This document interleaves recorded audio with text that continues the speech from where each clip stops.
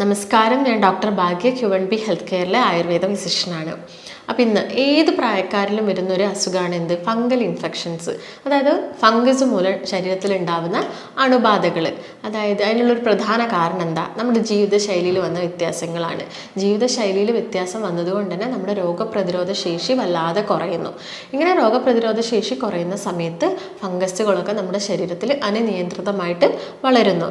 Normally നമ്മുടെ ശരീരത്തിനകത്തും പുറത്തും ഒരുപാട് ഫംഗസുകളുണ്ട്. ഈ ഫംഗസുകൾ അതായത് അവരുടെ ഒരു നോർമൽ ഫങ്ഷൻസ് അവർ ചെയ്തുകൊണ്ടിരിക്കും. അത് കൂടുതലാവുന്ന സമയത്ത് അല്ലെങ്കിൽ അവർ കൂടുതലായിട്ട് പെരുകുന്ന സമയത്താണ് ഉണ്ടാക്കുന്നത് ഇൻഫെക്ഷൻസ് ഒക്കെ നമ്മുടെ ബോഡിയിൽ ഉണ്ടാക്കുന്നത്. ഇത് ഇപ്പം നമ്മുടെ ശരീരത്തിൽ കൈകളുടെയോ കാലുകളുടെയോ മടക്കുകളിലാവാം, ഇല്ലെങ്കിൽ തലയോട്ടിയിലാവാം. അതായത് തലയോട്ടി മുതൽ നമ്മുടെ കാലിൻ്റെ നഖം വരെ എവിടെ വേണമെങ്കിലും ഫംഗസ് അണുബാധ ഉണ്ടാവാം. അപ്പോൾ ഇന്ന് നമുക്ക് എന്തൊക്കെ കാരണങ്ങൾ കൊണ്ടാണ് ഫംഗസ് ഇൻഫെക്ഷൻ ഉണ്ടാവുന്നത്, അതുപോലെ ഇത് നമുക്ക് എങ്ങനെ പ്രതിരോധിക്കാം എന്നതിനെക്കുറിച്ച് നോക്കാം.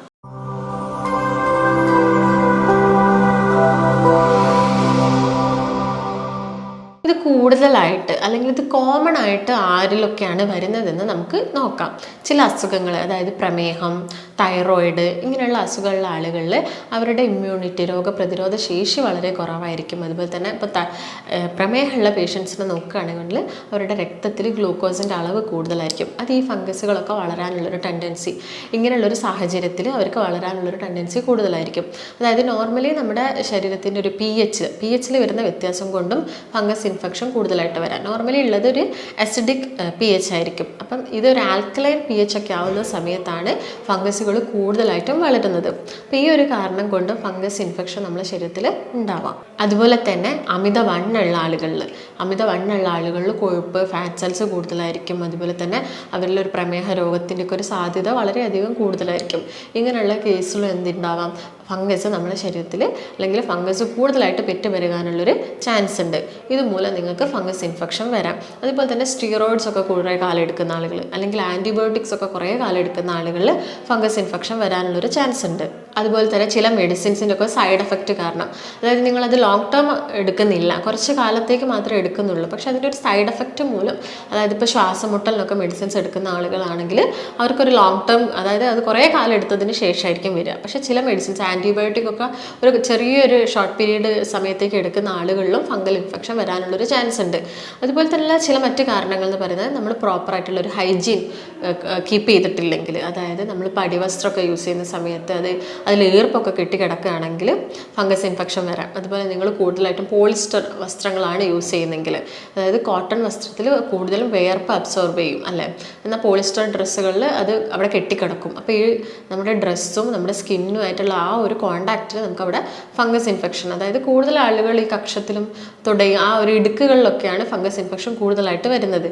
അപ്പം ഈ ഒരു കാരണം കൊണ്ട് ഫംഗസ് ഇൻഫെക്ഷൻ വരാം. അതുപോലെ തന്നെ ഇപ്പം ഹോസ്റ്റലിൽ പഠിക്കുന്ന കുട്ടികളാണെങ്കിലൊക്കെ നോക്കുകയാണെങ്കിൽ അവർ ഡ്രസ്സൊക്കെ കഴുകാൻ കുറച്ച് മടിക്കുന്ന ആളുകളായിരിക്കാം.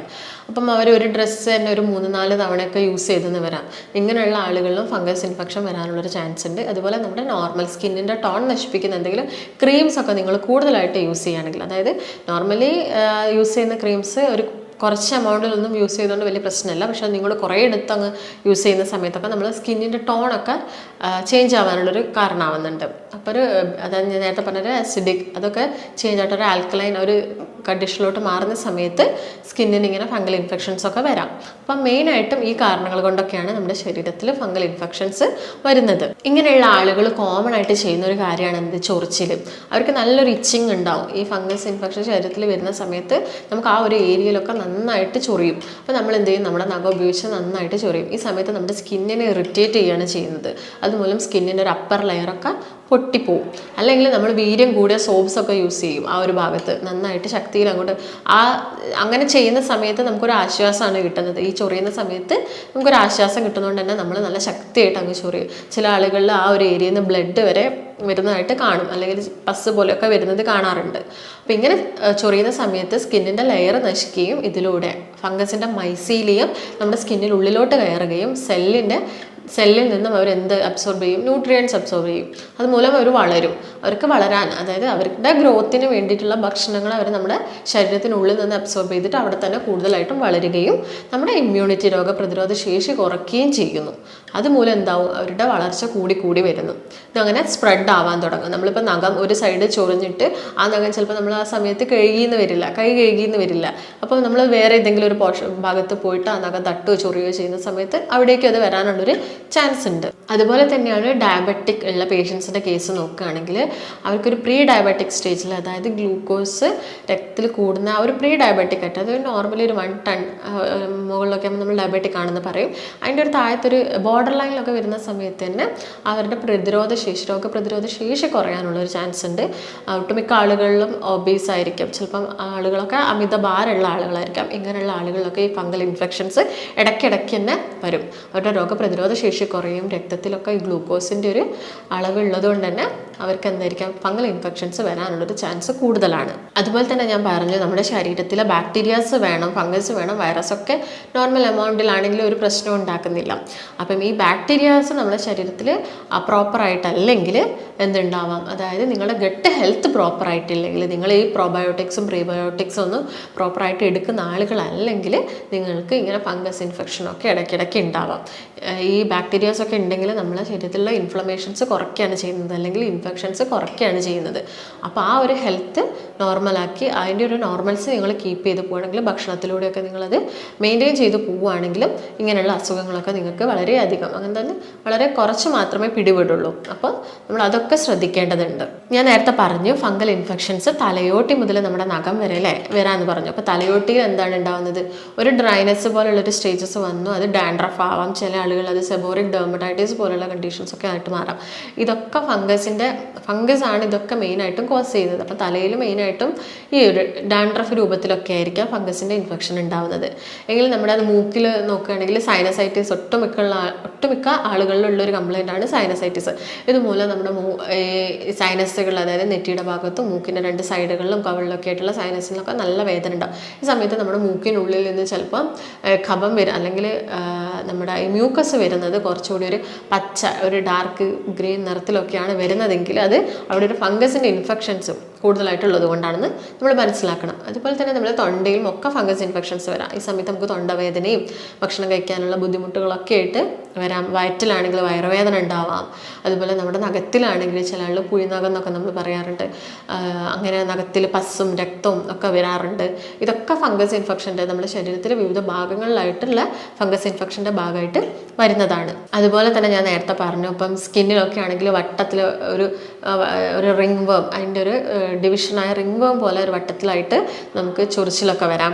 അതുപോലെ കക്ഷത്തിലും തുടയിലും ആയിരിക്കും ചില ആളുകളിൽ ഭയങ്കര ഇച്ചിങ് ഉണ്ടാകുന്നത്. ചിലപ്പോൾ അതൊരു ഡ്രൈനെസ് പോലെ, ഒരു ഇനീഷ്യൽ സ്റ്റേജിൽ ഒരു ഡ്രൈനെസ് പോലെയൊക്കെ വന്നിട്ട് പിന്നെ അതൊരു ഫംഗസ് ഇൻഫെക്ഷൻ ആയിട്ട് മാറാം. പിന്നെ അത് സ്പ്രെഡ് ആവാനുള്ളൊരു ചാൻസ് ഉണ്ട്. അതുപോലെ സ്ത്രീകളിൽ നോക്കുകയാണെങ്കിൽ അവരുടെ വജൈന ആ ഒരു ഭാഗത്ത് ഫംഗസിൻ്റെ ഇൻഫെക്ഷൻ ഉണ്ടാവാം. അതുകൊണ്ട് തന്നെ സെക്ഷൽ ഇൻ്റർകോഴ്സ് ഒക്കെ ഭയങ്കര പെയിൻഫുൾ ആയിട്ടുള്ളൊരു കണ്ടീഷനിലോട്ട് മാറാം.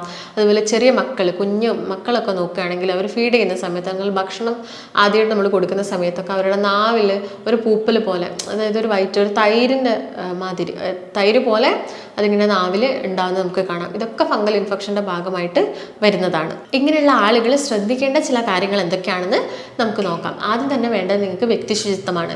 വ്യക്തിശുചിത്വം എന്ന് പറയുമ്പോൾ കുളിക്കുന്ന സമയത്താണെങ്കിലും കുളിച്ച് കഴിഞ്ഞതിന് ശേഷം നമ്മുടെ തുടയ, അതുപോലെ തന്നെ കക്ഷം, ഇവിടെയൊക്കെ നന്നായിട്ടൊരു ക്ലീൻഡ് ആയിട്ടുള്ളൊരു ടവൽ ഉപയോഗിച്ചിട്ട് ആ വെള്ളം, ഒരു ഈർപ്പം നമ്മുടെ ശരീരത്തിൽ ഉണ്ടാവാൻ പാടില്ല. അതുപോലെ തന്നെ നിങ്ങൾ ഇടുന്ന ഡ്രസ്സാണെങ്കിലും വസ്ത്രമാണെങ്കിലും നന്നായിട്ട് ഡ്രൈ ആയതിനു ശേഷം, ഇപ്പോൾ റെയിനീസ് മഴക്കാലമൊക്കെ ആകുന്ന സമയത്ത് ചെറിയൊരു നനവോട് കൂടിയൊക്കെ നമ്മൾ ഡ്രസ്സ് എടുത്തിടും. അതിന് പകരം നിങ്ങളതിന് മാക്സിമം ഡ്രൈ ആക്കിയതിന് ശേഷം ഒന്ന് അയൺ ചെയ്തതിന് ശേഷം മാത്രം ഉപയോഗിക്കാൻ നോക്കുക. അതുപോലെ പ്രോപ്പറായിട്ട് ക്ലീൻ ചെയ്യുക. അലക്കുന്ന സമയത്ത് നന്നായിട്ട് ക്ലീൻ ചെയ്ത് ചൂടുവെള്ളമൊക്കെ ഉപയോഗിച്ചിട്ട് വസ്ത്രങ്ങളൊക്കെ ക്ലീൻ ചെയ്യാൻ നോക്കുക. അതുപോലെ തന്നെ സോപ്സൊക്കെ യൂസ് ചെയ്യുന്ന സമയത്ത് നിങ്ങൾ മൈൽഡായിട്ടുള്ള സോപ്പുകൾ മാക്സിമം യൂസ് ചെയ്യാൻ നോക്കുക. അതുപോലെ ഡ്രസ്സുകളാണെങ്കിൽ കോട്ടൺ, ഞാൻ നേരത്തെ പറഞ്ഞു കോട്ടൺ ഡ്രസ്സുകൾക്ക് വിയർപ്പ് കുറച്ച് അബ്സോർബ് ചെയ്യാൻ പറ്റും. അതുകൊണ്ട് മാക്സിമം പോളിസ്റ്റർ, നൈലോൺ ഡ്രസ്സുകളൊക്കെ ഒഴിവാക്കിയിട്ട് കോട്ടൺ വസ്ത്രം ധാരാളമായിട്ട് ഉപയോഗിക്കാൻ നോക്കുക. അതുപോലെ തന്നെ നമ്മളെ ഇടയിലുള്ള ആളുകൾ, അതായത് നിങ്ങളിപ്പം ഒരു ഫംഗസ് ഇൻഫെക്ഷൻ വരുന്ന സമയത്ത് കൂടുതലായിട്ടും എക്സ്റ്റേണലി നമുക്ക് ആ ചൊറിച്ചിലും കാര്യങ്ങളൊക്കെ മാറാൻ വേണ്ടിയിട്ട് നമ്മളൊരു ക്രീംസ് ഒക്കെ യൂസ് ചെയ്യുന്ന ആളുകളായിരിക്കും. അപ്പം ഇതൊരു 10% മാറി. അപ്പം നിങ്ങൾ ചൊറിച്ചിലും കാര്യങ്ങളൊക്കെ വിട്ടാൽ നിങ്ങൾ വിചാരിക്കും എന്ത് ഓക്കെ ഫംഗൽ ഇൻഫെക്ഷനൊക്കെ കംപ്ലീറ്റ് പോയി, വലിയ പ്രശ്നമൊന്നുമില്ല, ചൊറിച്ചിലൊക്കെ കുറഞ്ഞല്ലോ എന്ന് വിചാരിച്ചാൽ നമ്മൾ ആ അപ്ലൈ ചെയ്യുന്ന മെഡിസിൻസും അല്ലെങ്കിൽ ഇൻറ്റേർണലി എടുക്കുന്നതൊക്കെ അങ്ങോട്ട് ഒഴിവാക്കും. ഈ ഒഴിവാക്കുന്ന സമയത്ത് കുറച്ച് ദിവസം നിങ്ങൾക്ക് വലിയ ബുദ്ധിമുട്ടൊന്നും ഉണ്ടാവില്ല. പക്ഷേ കുറച്ച് ദിവസം കഴിയുന്ന സമയത്ത് വീണ്ടും നിങ്ങൾക്ക് അത് ശരീരത്തിൻ്റെ കുറച്ചും കൂടി സ്പ്രെഡായ പോലെ അല്ലെങ്കിൽ ആ വന്ന ഭാഗത്ത് തന്നെ നിങ്ങൾ വീണ്ടും ചൊറിച്ചിലൊക്കെ അനുഭവപ്പെടാം. അതായത് അപ്പം നിങ്ങൾ മെഡിസിൻസ് വീണ്ടും അപ്ലൈ ചെയ്യുന്ന സമയത്ത് ചിലപ്പോൾ അത് കുറയണമെന്നുമില്ല. അതായത് നിങ്ങൾ ഓൾറെഡി എടുത്ത മെഡിസിൻസും അതുപോലെ തന്നെ അപ്ലൈ ചെയ്ത മെഡിസിൻസിനോട് നമ്മുടെ ശരീരം എന്താവും, ഒരു റെസിസ്റ്റൻസ് ഉണ്ടാക്കും. അപ്പോൾ നിങ്ങളത് ശ്രദ്ധിക്കേണ്ടത് കംപ്ലീറ്റ് മാറിയതിന് ശേഷം നിങ്ങളിപ്പം കണ്ടിന്യൂസ് ആയിട്ട് അപ്ലൈ ചെയ്യുകയാണെങ്കിൽ ക്രീംസും കാര്യങ്ങളൊക്കെ അപ്ലൈ ചെയ്യാൻ നോക്കുക. എന്നിട്ട് കംപ്ലീറ്റ് ആയിട്ട് മാറിയതിന് ശേഷം ആ ചൊറിച്ചിൽ നിന്നെന്ന് കരുതി അല്ലെങ്കിൽ ആ പാട് മാത്രമല്ലേ ഉള്ളൂ, ഇപ്പോൾ ചൊറിച്ചിലൊക്കെ നിന്നല്ലോ എന്ന് കരുതിയിട്ട് ആക്കരുത്. കംപ്ലീറ്റ് ആയിട്ട് അത് യൂസ് ചെയ്യുക. നിങ്ങളുടെ ഡോക്ടറുടെ നിർദ്ദേശപ്രകാരം മാത്രം അത് സ്റ്റോപ്പ് ചെയ്യുക. അപ്പോൾ ഇത് നിങ്ങൾ പ്രധാനമായിട്ട് ശ്രദ്ധിക്കേണ്ട ഒരു കാര്യമാണ്. അപ്പോൾ ഇങ്ങനെ ഫംഗൽ ഇൻഫെക്ഷൻസ് വരുന്ന സമയത്ത് നിങ്ങൾക്ക് വീട്ടിൽ ചെയ്യാൻ പറ്റുന്ന ചില ഹോം റെമഡീസ് എന്തൊക്കെയാണ് നമുക്ക് നോക്കാം. നിങ്ങൾക്ക് മഞ്ഞൾ, അതായത് നമ്മളെ വീട്ടിലൊക്കെ ഉണക്കി പൊടിക്കുന്ന മഞ്ഞൾ ഡയറക്റ്റ്, അതായത് 1 ടീസ്പൂൺ ഡെയിലി മോർണിംഗ് നിങ്ങൾക്ക് കഴിക്കാവുന്നതാണ്. ഇങ്ങനെ അല്ലെങ്കിൽ ചൂടുവെള്ളത്തിൽ മിക്സ് ചെയ്തിട്ട് കഴിക്കാം. അതുപോലെ തന്നെ എക്സ്റ്റേണലി നിങ്ങൾ പുറത്ത് മഞ്ഞളും ആര്യവേപ്പിട്ട ഇലയും കൂടി അരച്ചിട്ട് ഒരു പേസ്റ്റ് ആക്കിയിട്ട് നിങ്ങൾക്ക് ഈ ഫംഗൽ ഇൻഫെക്ഷൻസ് ഉള്ള ഭാഗങ്ങളിലൊക്കെ അപ്ലൈ ചെയ്ത് കൊടുക്കാം. അല്ലെങ്കിൽ നമ്മൾ വെർജിൻ കോക്കനട്ട് ഓയിൽ, അതായത് തേങ്ങാപ്പാൽ ആ വെളിച്ചെണ്ണയിൽ കുറച്ച് മഞ്ഞൾ മിക്സ് ചെയ്തിട്ട് ഈ ഇച്ചിങ്ങുള്ള ഭാഗത്ത് അപ്ലൈ ചെയ്ത് കൊടുക്കാം. അതുപോലെ തന്നെ നിങ്ങൾക്ക് വെളുത്തുള്ളിയുടെ നീരെടുത്തിട്ട് വെർജിൻ കോക്കനട്ട് ഓയിൽ മിക്സ് ചെയ്തിട്ട് നിങ്ങൾക്ക് ഇങ്ങനെ ചൊറിച്ചിലും ഫംഗൽ ഇൻഫെക്ഷൻസിൻ്റെ ബാധയുള്ള സ്ഥലത്ത് എക്സ്റ്റേണലി അപ്ലൈ ചെയ്ത് കൊടുക്കാം. അതോടൊപ്പം തന്നെ ഡ്രൈ സ്കിൻ ആണെങ്കിൽ നിങ്ങൾക്ക് അലോവേരയും മഞ്ഞളും കൂടി മിക്സ് ചെയ്തിട്ട് ആ ഭാഗങ്ങളിലൊക്കെ അപ്ലൈ ചെയ്ത് കൊടുക്കാം. എക്സ്റ്റേണലി നിങ്ങൾക്ക് ആപ്പിൾ സിഡർ വിനെഗറൊക്കെ അവൈലബിൾ ആണെങ്കിൽ അത് നിങ്ങൾക്ക് ഒരു 1-2 ടീസ്പൂണ് ഒരു അര ഗ്ലാസ് വെള്ളത്തിൽ മിക്സ് ചെയ്തിട്ട് കുറച്ച് പഞ്ഞിയിലാക്കിയിട്ട് ആ ഭാഗങ്ങളിലൊക്കെ ആ ഇച്ചിങ്ങും കാര്യങ്ങളൊക്കെ കുറയാൻ വേണ്ടിയിട്ട്, അതുപോലെ തന്നെ അതിൻ്റെ ഇൻഫെക്ഷൻസ് കുറയാൻ വേണ്ടിയിട്ട് നിങ്ങൾക്ക് അപ്ലൈ ചെയ്ത് കൊടുക്കാവുന്നതാണ്. അപ്പോൾ ഇങ്ങനെയുള്ള ആളുകൾ ഒഴിവാക്കേണ്ട ചില ഭക്ഷണങ്ങൾ എന്തൊക്കെയാണെന്ന് നമുക്കൊന്ന് നോക്കാം. കൂടുതലായിട്ടും കാർബണേറ്റഡ് ഡ്രിങ്ക്സ് എപ്പോഴും പറയുന്നതാണ്. ഈ സോഫ്റ്റ് ഡ്രിങ്ക്സുകൾ, കൊക്കക്കോള, അങ്ങനെ കൂടുതലായിട്ട് മധുരം, അതുപോലെ ഈ ഷുഗർ ബോയിൽ ചെയ്തുണ്ടാക്കുന്ന കുറച്ച് ഡ്രിങ്ക്സുകളുണ്ട്. അതായത് കൊക്കക്കോള, പെപ്സി, മിറിൻഡ അങ്ങനെയുള്ള വാട്ടേഴ്സൊക്കെ നിങ്ങൾ കംപ്ലീറ്റ് ആയിട്ട് തന്നെ ഒഴിവാക്കണം. കാരണം ഇത് ഗ്ലൂക്കോസ് നമ്മളെ ബ്ലഡ് കൂടുകയും അത് നമ്മുടെ ഫംഗസിന് വളരാനുള്ളൊരു സാഹചര്യമാണ് നമ്മൾ ഉണ്ടാക്കി കൊടുക്കുന്നത്. അത് കംപ്ലീറ്റ് ഒഴിവാക്കേണ്ടതുണ്ട്. അതുപോലെ തന്നെ മൈദയുടെ യൂസ് കുറയ്ക്കണം. ചില ആളുകളിൽ വീറ്റിനൊക്കെ അലർജി ഉണ്ടാവും. അങ്ങനെയുള്ള ആളുകളാണെങ്കിൽ ഗോതമ്പിൻ്റെ ഉപയോഗവും പരമാവധി കുറയ്ക്കാൻ നോക്കുക. അതുപോലെ തന്നെ നിങ്ങൾ പുളിപ്പിച്ച് കഴിക്കുന്ന ആഹാരങ്ങൾ കംപ്ലീറ്റ് ആയിട്ട് ഒഴിവാക്കണം എന്നല്ല, അത് കുറച്ച് കൊണ്ടുവരിക. അതുപോലെ തന്നെ ഈ മണ്ണിനടിയിൽ നിന്നൊക്കെ നമുക്ക് കിട്ടുന്ന ചേമ്പ്, ചേന, കപ്പ, ഇതിൻ്റെ ഉപയോഗവും കുറയ്ക്കേണ്ടതുണ്ട്. അതുപോലെ തന്നെ നിങ്ങൾ ഒഴിവാക്കേണ്ടതാണ് കഫീൻ, അതായത് കോഫി കുടിക്കുന്ന ആളുകളാണെങ്കിൽ ഫംഗൽ ഇൻഫെക്ഷൻ ഉള്ള സമയത്ത് നിങ്ങൾ അതിൻ്റെ ഉപയോഗം കംപ്ലീറ്റ് ആയിട്ട് ഒഴിവാക്കണം. അതുപോലെ മിൽക്ക് ഐറ്റംസ്, അതായത് ഈസ്റ്റ് അടങ്ങിയിട്ടുള്ള ഭക്ഷണങ്ങൾ, റെഡ് മീറ്റ്സ്, ഇതിൻ്റെയൊക്കെ ഉപയോഗം മാക്സിമം കുറച്ചുകൊണ്ട് വരികയാണെങ്കിൽ പെട്ടെന്ന് ആ ഇൻഫെക്ഷൻ നമ്മുടെ ശരീരത്തിൽ കുറയുകയും നിങ്ങൾ മെഡിസിൻസ് ഇതിനോടൊപ്പം കഴിക്കുകയാണെങ്കിൽ അത് പെട്ടെന്ന് തന്നെ നമുക്ക് ക്യൂർ ചെയ്ത് പോകാൻ പറ്റും. ഒട്ടുമിക്ക ആളുകളും പറയും ഇങ്ങനെ ഞാൻ മെഡിസിൻസ് കഴിക്കുന്നുണ്ട്, അതുപോലെ തന്നെ ക്രീംസൊക്കെ അപ്ലൈ ചെയ്യുന്നുണ്ട്, പക്ഷെ ഇത് കുറയുന്നില്ല. അതായത് നമ്മൾ ആ മെഡിസിൻസും അപ്ലിക്കേഷന് ചെയ്യുന്നതോടൊപ്പം തന്നെ അതിൻ്റെ സൈഡായിട്ട് തന്നെ നിങ്ങൾ ഭക്ഷണത്തിലും ചില കൺട്രോൾസ് എടുക്കുകയാണെങ്കിൽ അത് പെട്ടെന്ന് തന്നെ ക്യൂർ ചെയ്യും. അപ്പോൾ നിങ്ങൾ ഇത്രയും കാര്യങ്ങളൊക്കെ ശ്രദ്ധിക്കുകയാണെങ്കിൽ ഈ ഫംഗൽ ഇൻഫെക്ഷൻസ് മൂലം ഉണ്ടാകുന്ന പ്രശ്നങ്ങളൊക്കെ നിങ്ങൾക്ക് മാക്സിമം നിങ്ങളുടെ ശരീരത്തിൽ നിന്ന് കുറയ്ക്കാൻ പറ്റും. അപ്പോൾ നിങ്ങൾക്ക് എന്തെങ്കിലും സംശയങ്ങളോ കാര്യങ്ങളോ ഉണ്ടെങ്കിൽ താഴെ കാണുന്ന നമ്പറുമായിട്ട് ബന്ധപ്പെടുക. അപ്പം ഇതിന് ഇത്രയും കാര്യങ്ങളൊക്കെ ചെയ്തിട്ടും വലിയ വ്യത്യാസങ്ങളൊന്നും ഇല്ലെങ്കിൽ നമ്മുടെ ആയുർവേദത്തിൽ ഒരുപാട് മെഡിക്കേഷൻസ് അവൈലബിൾ ആണ് ഫംഗൽ ഇൻഫെക്ഷൻസ് പോലുള്ള കണ്ടീഷൻസിന്. അപ്പം നമുക്ക് മറ്റൊരു നല്ല വീഡിയോ ആയിട്ട് വീണ്ടും കാണാം. നന്ദി.